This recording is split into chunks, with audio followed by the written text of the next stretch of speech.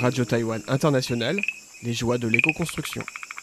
Bonjour à tous, c'est Sasa qui vous retrouve avec joie aujourd'hui pour un focus sur tout ce qui touche à la construction en matériaux naturels lors de la convergence internationale de permaculture qui s'est déroulée à Taïwan début décembre. La permaculture ne se résume pas à une agriculture durable. Ce sont des principes et des méthodes inspirés de la nature, des savoirs ancestraux et scientifiques, en vue de concevoir des modes de vie adaptés au contexte local et permettant de régénérer les écosystèmes et les liens sociaux. L'éco-construction, construire en matériaux naturels et en tenant compte des spécificités de l'environnement local, est donc l'une des branches de la permaculture, en plus bien sûr d'être l'essence même de l'architecture vernaculaire, l'architecture traditionnelle qui varie en fonction des ressources et des cultures locales.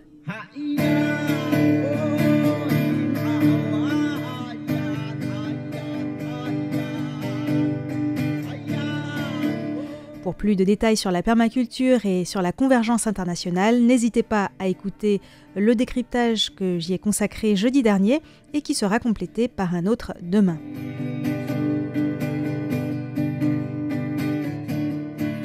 La convergence s'est tenue pendant 5 jours dans le village de Taromak, dans le comté de Taidong. C'est un village de l'ethnie Rukai qui ont été déplacés de force dans la vallée à l'époque de la colonisation japonaise. Autrefois, ils vivaient dans les montagnes et construisaient leurs maisons en pierre d'ardoise, comme les Paiwan sur qui j'avais fait des reportages, bien qu'il y ait des différences bien sûr. Lors d'une présentation de Taromak, le chef de village a brièvement évoqué la construction des maisons traditionnelles en ardoise et notamment la dimension rituelle. Avant toute construction d'un bâtiment, il fallait organiser une cérémonie pour enterrer une pierre sous l'un des coins du futur bâtiment, symbolisant que celui-ci sera aussi solide qu'une pierre. Balabalasa. Mais il n'y a plus de maisons traditionnelles en ardoise au village, c'était une architecture adaptée à la vie en montagne, c'est-à-dire avant le déracinement des villageois.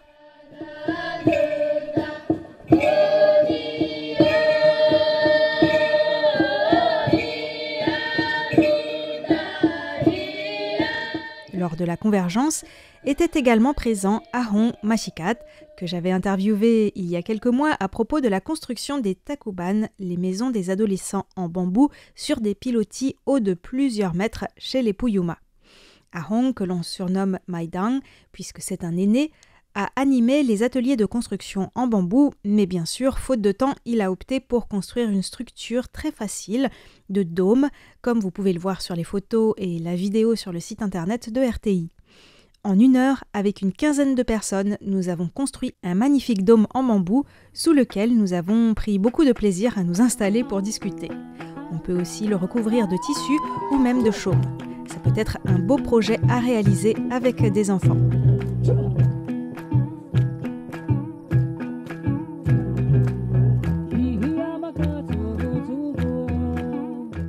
L'Américain Kyle Holzhuter a quant à lui fait une présentation sur l'architecture traditionnelle japonaise. Sa vie a été marquée par la lecture du livre « La révolution d'un seul brin de paille » de Masanobu Fukuoka.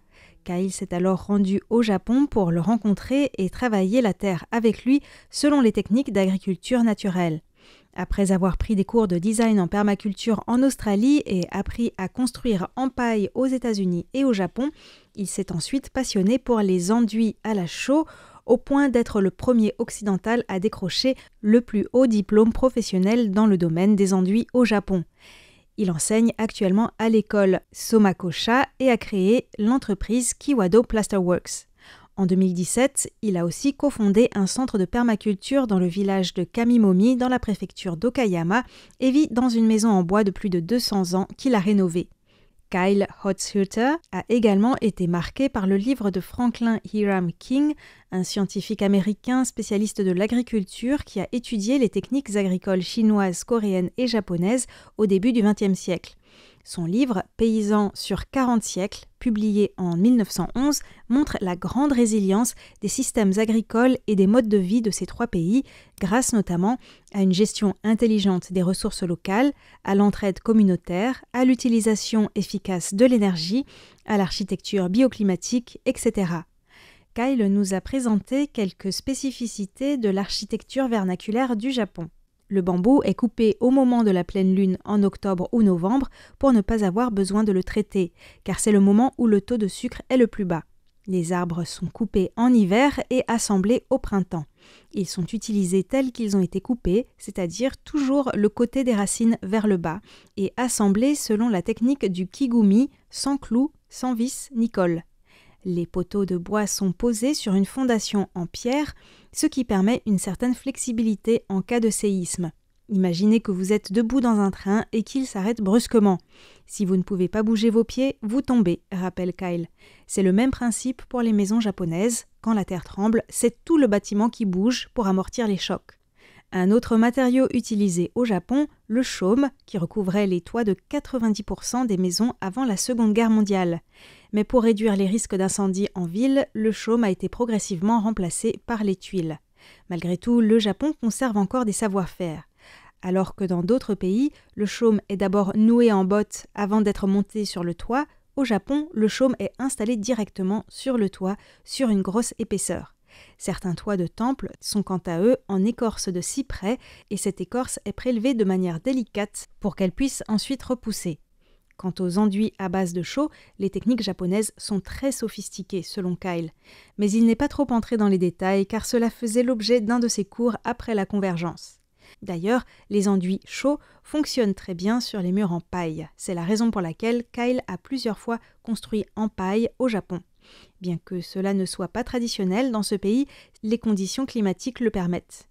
La paille est un excellent matériau pour l'isolation des bâtiments et les tatamis qui en contiennent peuvent donc être utilisés comme isolants pour les murs, recouverts de terre argileuse et d'enduit à la chaux. En tout cas, c'est une super idée pour recycler de vieux tatamis. Kyle a aussi introduit au Japon la technique de la terre allégée, mais au lieu de la paille, il a mélangé la terre argileuse à du son de riz et ça marche très bien. Après cette présentation, il a aussi fait une démonstration de la technique japonaise du yakisugi, c'est-à-dire le fait de brûler des planches de bois de cyprès utilisées pour la construction afin de le traiter contre les intempéries et les insectes. C'est une technique traditionnelle encore utilisée aujourd'hui. Le procédé artisanal est assez simple et peut être réalisé par soi-même en portant des gants de protection anti-feu bien sûr. Le bois de cyprès doit être sec et débité en longues planches. Il faut lier 3 planches entre elles à l'aide d'un fil de fer avec une cale dans chaque angle pour former une sorte de cheminée comme vous pouvez le voir sur la vidéo. Celle-ci est posée sur un foyer. Lorsque de la fumée noire commence à sortir en haut de la cheminée, cela signifie que le bois commence à brûler. À partir de ce moment-là, il faut attendre 1 minute et si besoin encore 1 minute en retournant la cheminée pour que cela brûle de manière homogène sur toute la longueur des planches. Ensuite, on couche la cheminée par terre, avec des gants bien sûr, et l'on détache les 3 planches.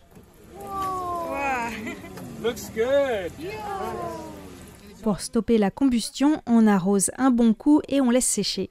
Voilà, les planches sont prêtes à être installées. L'un des intervenants les plus marquants de cette convergence était le philosophe indien engagé Satish Kumar, fondateur du Schumacher College. J'ai parlé dans le décryptage de jeudi dernier des grandes lignes de son intervention lors de la conférence internationale à Kaohsiung, mais j'ai été surprise qu'il mentionne l'éco-construction d'une manière assez insolite.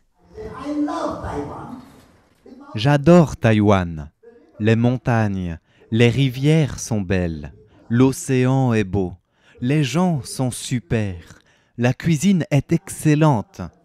Je suis sûr que les fermes des jardiniers en permaculture sont belles. Mais les grandes fermes avec des tracteurs et qui cultivent en monoculture, elles ne sont pas belles. Les villes non plus ne sont pas jolies. Je n'y vois pas d'architecture inspirée de la permaculture. En fait, nous faisons tout avec un seul objectif en tête. Gagner de l'argent. Mais qu'est-ce que l'argent? C'est une illusion. L'un des objectifs de la permaculture est de créer de la beauté. Nos maisons devraient être belles. Notre cuisine devrait être belle. Nos relations, nos pensées devraient être belles. Et la nature nous a tous donné de merveilleux corps. Mais pourquoi créons-nous tant de laideur dans nos sociétés?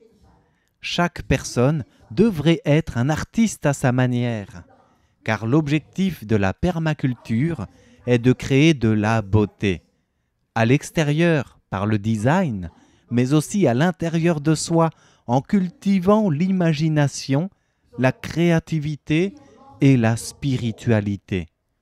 La beauté est le chemin vers un mode de vie plus juste.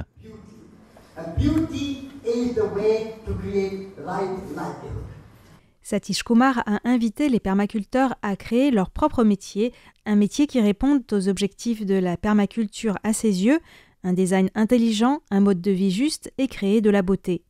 Et en ce qui concerne les bâtiments, Satish Kumar a précisé qu'il espérait qu'il y ait davantage de matériaux naturels tels que le bambou, le bois et la terre dans l'architecture à Taïwan à l'avenir. Justement, lors de la convergence, j'ai rencontré Lin Mingqing, un Taïwanais qui, après avoir travaillé une vingtaine d'années pour la municipalité de Taipei sur des projets de rénovation urbaine, s'est engagé dans une transition qui enchanterait certainement Satish Kumar.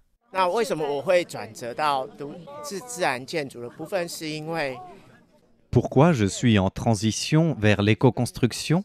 C'est parce que la rénovation urbaine à Taipei passe quasiment toujours par le fait de raser des immeubles. Mais avec les problématiques d'émissions de CO2 et le fait que construire devient de plus en plus cher, je crois que le marché de l'immobilier a atteint son sommet. Donc, dans le futur, comment les gens qui vivent dans de vieux appartements feront-ils pour améliorer leur cadre de vie ? Eh bien, je pense qu'ils vont vouloir améliorer leurs habitations. Il faut donc que nous nous préparions à réhabiliter les bâtiments existants plutôt que de les raser pour tout reconstruire. On peut aussi s'inspirer de ce qui se fait en Allemagne et au Japon pour la réhabilitation des vieux immeubles. Ils ont modernisé des modes de construction traditionnels en matériaux naturels, notamment pour rénover et réaménager l'intérieur des habitations. De cette manière, les gens qui voudront rénover leur logement pourront avoir des alternatives au béton. Et en plus, s'ils sont d'accord pour consacrer un peu de temps à l'apprentissage, ils pourront même participer à la rénovation. Et il y a des possibilités de le faire à un coût raisonnable. C'est la raison pour laquelle, après avoir suivi un cours de design en permaculture il y a 2 ans, j'ai participé à de nombreux ateliers d'architecture en matériaux naturels. J'ai aussi participé en tant que bénévole à la construction de bâtiments en bambou qui ont servi pendant cette convergence internationale de permaculture avec les organisateurs Earth Passengers. Lin Mingqing vient de fonder une entreprise de rénovation des bâtiments en utilisant des matériaux naturels, même en ville. C'est une belle transition car je voudrais encore parler de la présentation de Loki Leung lors de la convergence. Ce jeune architecte hongkongais s'est installé il y a quelques années dans le village de Nam Chong, au nord-est de Hong Kong. Et oui, parce qu'à Hong Kong, il y a encore quelques poches de campagne, plus beaucoup, mais elles n'ont pas encore totalement disparu. Des membres du collectif pour la conservation et l'éducation à la nature, dont il fait partie, s'étaient au départ associés pour louer des terrains à Nam Chong afin d'éviter qu'ils ne soient acquis par des investisseurs immobiliers. Puis, ils ont eu l'idée de réhabiliter un vieux bâtiment abîmé par un typhon qui se trouvait sur ce terrain et d'en faire une cuisine commune. Ils ont utilisé du bambou qui poussait à proximité et ont fabriqué des adobes, des briques de terre crue. Ils ont aussi construit un four en terre avec l'aide d'Emma dont je vous ai déjà parlé souvent dans cette émission. Actuellement, une douzaine de jeunes se sont installés à Nam Chong, un village où la moyenne d'âge tournait autour de 70 ans. Et une quarantaine de personnes viennent régulièrement pour des activités en lien avec la nature ou l'agriculture. Une enquête sur l'histoire du village, peuplé de Hakka, leur a permis d'entrer en lien avec les habitants et cela a même donné lieu à la publication d'un magnifique livre. Dans le processus de formation de cette communauté, la construction de la cuisine en matériaux naturels aura été centrale. C'est aussi là que tout le monde se retrouve pour faire un repas festif tous les jeudis. Pour Loki Leung, le plus grand problème auquel nous faisons face actuellement est la division et l'isolement. De nombreuses barrières sont dressées dans nos esprits qui nous empêchent de voir ce que nous avons en commun. Pour y remédier, rien de tel que de créer des occasions de se rencontrer et de faire des choses ensemble, par exemple un projet d'éco-construction. Cela permet de se mettre à l'écoute des autres, ce qui ouvre notre horizon, d'après Loki Leung.